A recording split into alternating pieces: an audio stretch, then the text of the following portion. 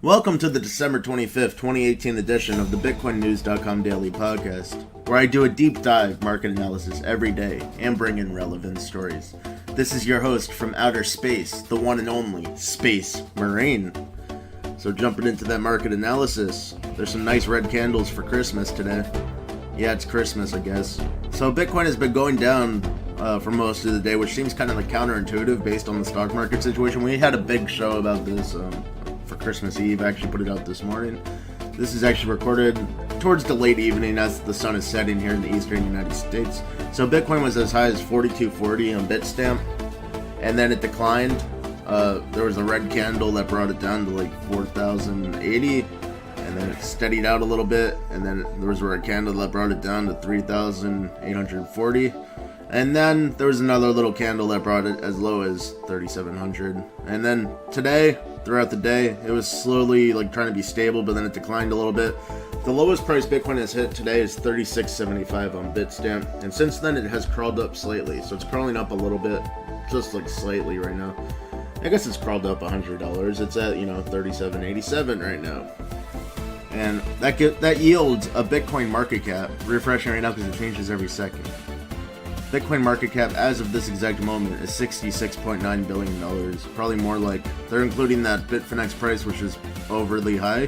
Bitfinex is at $39.21, so the actual Bitcoin market cap is $66 billion right now. It's down a bit. It was over $70 billion like not that long ago. So probably a day or two or three ago. And the total cryptocurrency market cap's $129.5 billion, but the reality is there's so many coins with centralized supplies, so many coins with really weak liquidity, really weak trading volume. The real crypto market cap can't be more than 120 billion. So it says like it's around 129.5, but you gotta shave billions of dollars off of that to get the real market cap. It's probably actually like 100 billion when you factor in like everything that makes the market cap overinflated.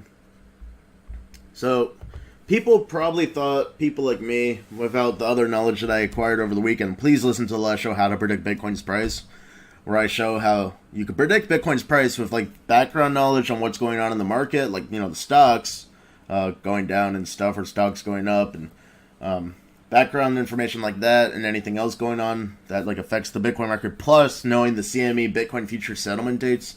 Just to put that in a nutshell, CME Bitcoin futures launched on December 17th, 2017, and Bitcoin has been crashing since the day they launched. Bitcoin hit its peak of 20,000 the day they launched, or the day before. And basically, the CME Bitcoin futures cause Bitcoin prices to go down because they tend to do massive short selling plus print lots of paper Bitcoins. Kind of like, it's the same people, it's Globex. So Globex also runs the gold futures on COMEX, which prints massive amounts of paper gold and short sells gold and suppresses the gold price. So Bitcoin has a very serious conundrum. But here's the thing, you can actually predict the Bitcoin market because every month, on the last Friday of every month, depending on if there's a holiday on that day or not in the United States or the United Kingdom, but it's usually the last Friday of every month, the CME Bitcoin futures settle, and that's the target date. So the settlement date, the expiration date, pretty much, it's actually the expiration of the last day of trading I'm talking about, not the settlement date, which happens a few days later. So the expiration date, the last day of trading, determines the profits and losses for, CME Bitcoin futures traders. So they actually manipulate the market. Like, let's say they're short selling, they'll bang the close and make the market go down a little more or a lot more and get more short selling profits just by manipulating the market for like a day or two before the close happens. In reality, they actually manipulate the market. When they bang the close, they start at least a few days ahead, even like 4 or 5 days ahead. They start crashing the market. And lo and behold, it's December 25th. And December 28th is the expiration date for the December 2018 CME Bitcoin futures contracts. So we're having a close coming up in 3 days. And then if you zoom out on the Bitcoin Wisdom chart, I see that since the contract started trading in December, Bitcoin mostly went down. So after November 30th was the last expiration. There was an obvious banging the close on that day. Like, you could literally see the dip caused by the futures closing and people manipulating the market. But anyways, after that, Bitcoin declined from like December 1st all the way through like December 7th, and then it declined even some more through like almost December 20th. before this little rally. So that means people were taking up short sell positions. And sometimes the market going down after the futures trading starts for a month is actually people manipulating the market downward or in short selling. Like, they can start banging the close the second they buy those contracts at the beginning of the month. They start making the market go down with whatever tactics they have. So it seems like they decided this month is a short sell. And then here was a problem. Bitcoin started to rally. So it went from $3,100 to as high as like $4,300 about, $4,200. And that it hit that peak literally like yesterday. It hit like 42.40, and then suddenly, without any logic, Bitcoin started crashing. And I just explained how it crashed from 42.40 to like 37.80 right now. And why did it go down? Like, that's a good 500 points pretty much. Why did Bitcoin go down 500 points? Well, I think it might be CME Bitcoin futures traders banging the close starting now, because they need several days to bang the close to get their short sell profits. Because if it was allowed to continue, if Bitcoin kept going up, they would have not made any money. They would have lost money. They could lose big money on their short sells that they started at the beginning of December. They thought December was definitely going to be a down month, but something changed. So going into the stock market, the Dow Jones Industrial Average is down massively this month.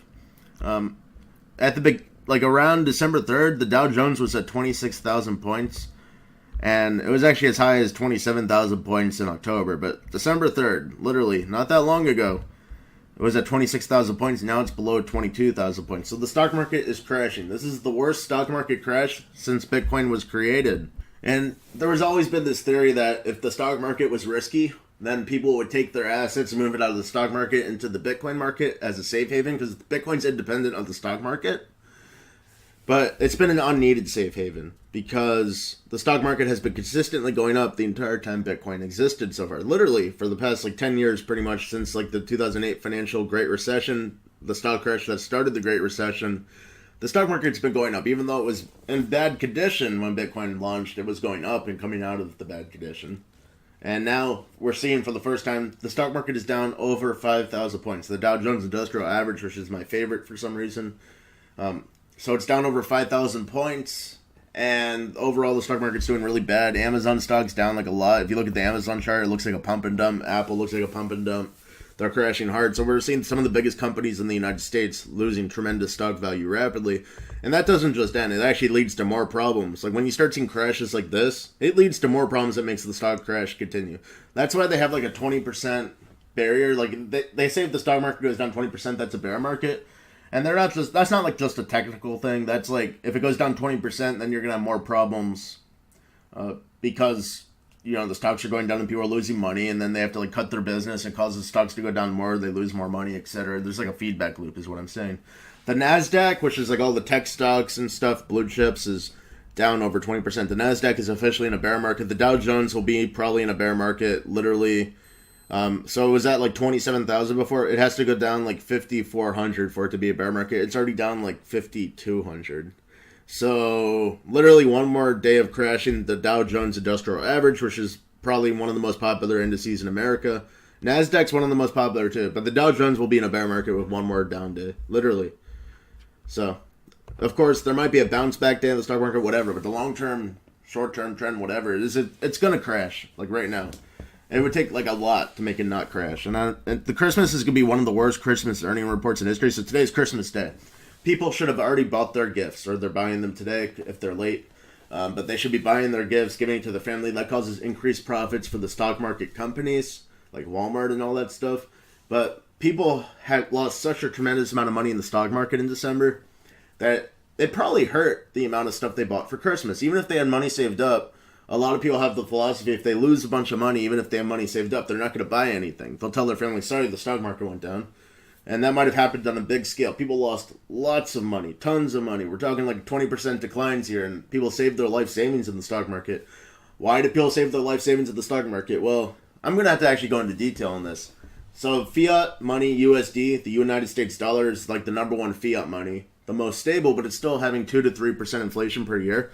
And if you cut the difference at 2.5%, if you save $100,000 in a bank, it'll be worth like $78,000 after 10 years because of compounding inflation. So you lose money just by saving it. So people take the risky step instead of losing money from inflation, they invest in the stock market. And the stock market, when it's going up like it did for the past 9 or 10 years, it makes up for that inflation and a little more, and they actually get profits. So everyone was okay with this system. Everyone was happy with this current system with inflation. They were like, okay, we got 2 to 3% inflation, but we're making like 5 or 10% per year in the stock market. What happens now that the stock market is crashing? People are losing tons of money quickly in the stock market, and inflation continues and probably gets worse as the stocks crash. I don't think people are going to be happy anymore. So everyone was like happy with the status quo. They're like, I'm making money on stocks. I can save my money in the stock market and my 401k. My retirement's in the stock market. But everything's golden. Stocks will go up forever. We got President Trump. That's how they were acting. But now it's like it's crashing. So not only do we have inflation, but they lost a ton of money in the stock market ultimately. So there's like nowhere safe to hide besides maybe Bitcoin. But Bitcoin, like I said, is being suppressed by the CME Bitcoin futures. I mean, when it comes down to it, this entire system's screwed up. Bitcoin was created so people don't have to use money that's being inflated by money printing. You can't print Bitcoin at your own will. Bitcoin is printed by mining, and mining will eventually come to an end, and there can't be a government or any entity that just prints Bitcoin, which makes it inflation-proof pretty much. Because when the stock market really crashes, like it did in 2008, they print trillions of dollars to prop it up. I don't think they could do that this time. Maybe they could, though. In fact, they probably will. They'll do the same thing they did last time, except this time, the inflation will be massive on the currency. The more they print, the more they'll inflate, and this time, it's already weak. So we already got stuck into some pretty bad inflation mode, even with a good stock market. Imagine if they start printing trillions of dollars to try to prop it up again. They could do that. Trump could be like, I'm signing the order. We're printing $1 trillion, giving it to all the companies right now. He'll word it differently, but that's what it'll be. And then what? Everyone will be happy. The stocks will go up. At the same time, the inflation will be bad. All right. So to get back to the point, Bitcoin is finally a safe haven for the stock market, but at the same time, Bitcoin's being suppressed by financial institutions on the CME Bitcoin futures. Like all the financial institutions that want to play the Bitcoin market are using CME Bitcoin futures to play the market. So like I said, everything's messed up.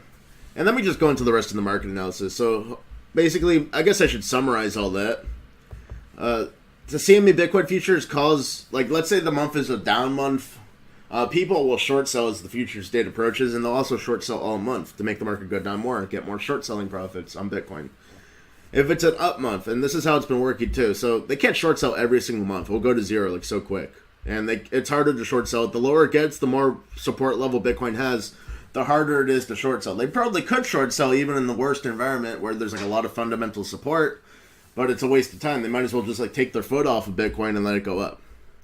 So, and then they can short sell the next month once Bitcoin goes up low. And that's what we've been seeing. The fact is, Bitcoin has not gone up 2 contract periods in a row. There's been entire months where Bitcoin has gone up, like 1 month where Bitcoin's gone up during the contract period where they decided to long, but then the next month they short. So here's my forecast. I think Bitcoin's going to go down into that December 28th closing date, and it might just be at this level or down some more. It might even go down to 3,100 again or 3,000. Might go down more than ever to 3,000 or a little lower, or it could stay at this exact level, 3,800. So, but it's not going to go up, I don't think. It's going to go down towards the closing date on December 28th for the CME futures. And then all the CME traders will probably let Bitcoin go up after that. Since the price of Bitcoin's already too low and encountering fundamental support, plus the stock market is crashing, so Bitcoin will rally from the stocks crashing. If the CME traders take their foot off of Bitcoin's market for a month, it will rally like crazy. It'll be a really good rally. And then they could short sell in February. And that's actually my forecast. I think we're going to see a downtrend for the next few days. And then Bitcoin will start rallying, just like that. It'll be a nice rally, all through January. And then February, probably not so good. So people are going to get convinced that Bitcoin's going to go up forever because of the stocks. That's what everyone will be saying. And it's going to go up for a year because stocks are crashing for like a year. Well, no. In February, once the CME traders are like, okay, you know, it's ripe for the plucking, we're going to short sell now. That's all there is to it. They control the market. They really do. It's unfortunate, but it's true. But that being said, if you know these strategies and you have a way to buy Bitcoin, you don't even have to short Bitcoin. You could just like, when you know Bitcoin's going to go down, you just sell your Bitcoin for cash. And then you buy the Bitcoin again when you think it's going to go up. You don't. So that's a way to play the market. Or you could set up a BitMEX account, or you could actually play the futures, whatever. There's ways to make money on Bitcoin trading. It's not over. In fact, you can make more money than ever because it's become predictable. That's what I think. All right, so now for the rest of the market analysis, I'm refreshing the page. I talked for so long about all of that important stuff, but, the market changes every minute in the crypto world. So Ripple is down like 6%. It's at 38 cents. It's still way up. It's like near $15.6 billion market cap. But remember, it's not really a cryptocurrency. It's like a centralized ledger, and most of the supply is controlled by Ripple Labs, so I don't want to talk about it too much. Ethereum had a really nice rally. I saw it at $156, but now it's at $132. So Ethereum has been crashing, and since it went up, but it's still way up compared to where it was. Remember, Ethereum was as low as $80 not that long ago, like a week ago maybe. So Ethereum's way up overall. It's at $13.7 billion market cap. Ethereum has some troubles ahead of it, so I thought maybe it's good that Ethereum is rallying so much because it has such serious trouble ahead of it. Like literally, it's I think 20 days now, like 3 weeks or less until that fork happens, the Constantinople hard fork, where the mining community is going to be fighting the developer community and the investor community. We're going to see some major rifts form in the Ethereum community. Once the developers are like, okay, we're really on for this fork, it's really happening. Like, they could still actually, maybe it's possible they would say it's not happening yet. But they're kind of forced to do it, because if they don't fork Ethereum in time, there's going to be the Ice Age, which ruins the entire blockchain and community and makes the blocks stop coming, because they have a difficulty bomb that makes mining more and more difficult exponentially. If they don't come to agreement on a fork and update Ethereum. That's just how they built it, which I don't think that's a good idea. I don't think they should have built Ethereum to have a bomb inside of it, so they have to update it. Let's say they reach the perfect version of Ethereum. They would have to then update it to another version. Maybe the perfect version already happened a while ago, because they've been doing this for years. They've been forcing forks because of the difficulty bomb. That's the speculation. They say this version's so much better, but at the same time, they're disenfranchising their mining community. So they're at $132 right now. They've been as low as $80. I would expect them to at least retrace back to $80 or lower once this war erupts. No matter how good... Well, here's the thing, too. Like I said, I think Bitcoin's going to go up in January because it's a good month for the CME traders to long, and then everyone else wants to long anyways. Like, all the normal Bitcoiners really want to long it right now. So, all that considered, there could be a really bad Ethereum fork. So, disregard the price forecast I said a minute ago, because I'm thinking about that combined. So, Ethereum could have, the worst month ever in reality, but the whole market will be going up so much that Ethereum would actually go up no matter what. So, that just depends. If I'm right and Bitcoin goes up a lot in January, the month that the fork is happening, then Ethereum probably won't go below 100. So you see how many complex nonlinear factors there are at play here. Bitcoin Cash went up to $200 recently. Now it's at $170. And by the way, this is a trend that's happening. So like I said, the CME traders are probably banging in the close, making Bitcoin go down like $500 already. And the other effect is that the alternative cryptocurrencies crash way harder than Bitcoin. So Ethereum was at 156, now it's at 132. Bitcoin Cash was over 200, maybe 210, now it's at 170. And Bitcoin Cash is still way above where it was. It was below $100. It was $80 or something like that. $90. So Bitcoin Cash is still way up, but the alternative cryptos are suffering. So not only does the Bitcoin market suffer from CME futures traders, the rest of the cryptocurrencies really do badly too. Everything goes down massively. EOS is down to $2.50, $2.3 billion market cap. It's down 11% today. And this is common.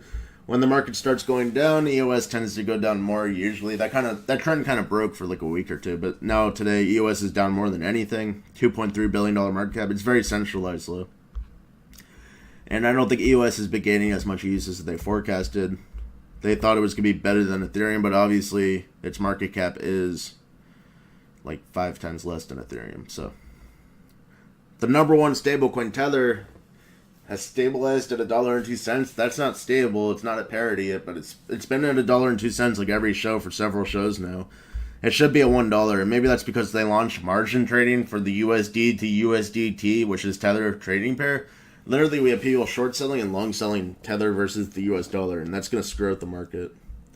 So that just shows how crazy it is to even think a stablecoin is possible. Yeah, you could have a kind of stable proxy coin sort of thing, but it's not going to be exactly at $1. Tether has totally proved that. In fact, Tether's doing way better now. Props to Tether for not being worth less than $1. Not being worth 90 cents like it was. Or it was actually as low as 85, 80 cents or something when they lost their bank account. So Tether has a single point of failure, big time. If they lose their bank account, they're done. I wouldn't invest in anything that has a single point of failure, but it's not for investment, really. It's for, trading. People don't, hold Tether long-term, I don't think. Maybe they do sometimes. It's a big market cap. It's almost $2 billion market cap. All right, so Litecoin is down 9%, $31. So Litecoin is just doing bad like everything else. Right as Bitcoin crashes, probably because of the CME futures expiration coming up, everything else crashes, and it really is sad that our whole ecosystem is being controlled by institutional traders that don't care about the technology, they just care about squeezing short sale profits out of anything they could.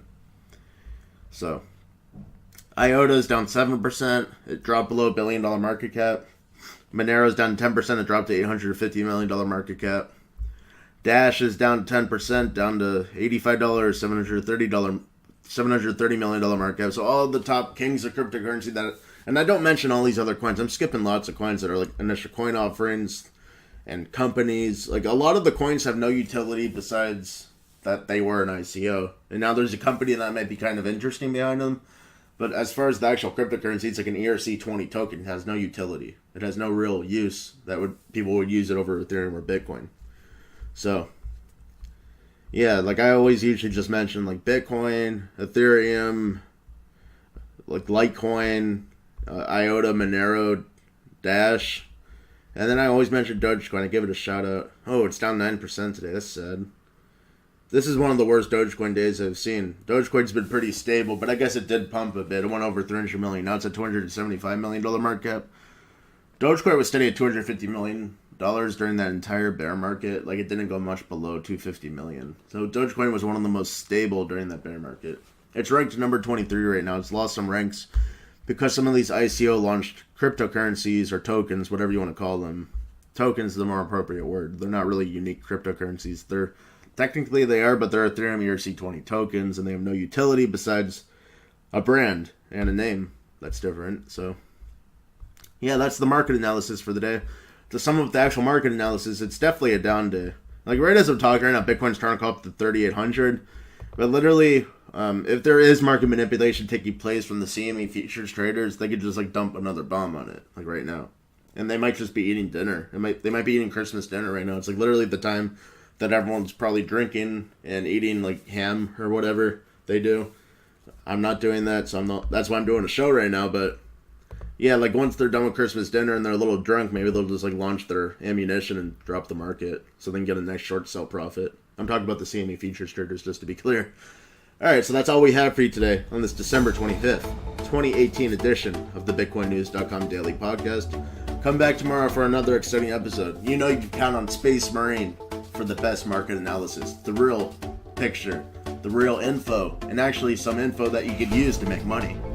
Also go to BitcoinNews.com 24/7 for the full spectrum of Bitcoin, blockchain, and cryptocurrency analysis. This is your host, Space Marine, signing out.